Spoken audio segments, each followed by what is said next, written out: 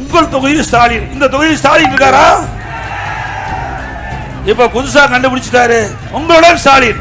நீங்க ஸ்டாலினோட இருக்கிறீங்க.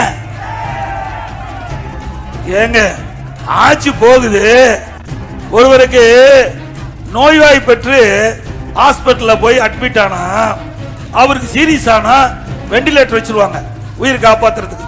அது மாதிரி இப்ப ஆட்சி போகிற நேரத்தில் இந்த ஆட்சிக்கு வெண்டிலேட்டர் வச்சிருக்கிறீங்க.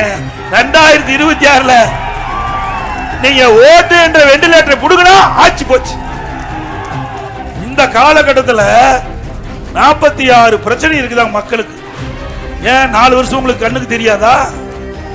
46 பிரச்சனை இருப்பதாக இந்த விளம்பரத்தாரர் அடிச்சு அரசு ஊழியர்கள் வீடு வீடா வந்து உங்களுக்கு என்ன பிரச்சனைங்க அந்த பிரச்சனை சொல்லுங்க, நாங்க 45 நாள் அரசுடைய கவனத்திற்கு கொண்டு சென்று தீர்த்து வைப்பென்று ஒரு நாடகத்தை இப்ப அரங்கேற்றாங்க.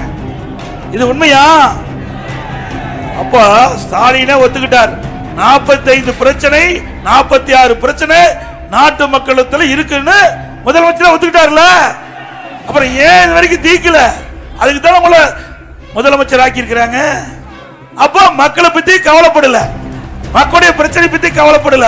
இப்பதான் கும்பகரணம் தூக்கத்திலிருந்து விழித்திருக்கிறார் முதலமைச்சர். உங்களுடன் முதலமைச்சர் வந்திருக்கிறார்.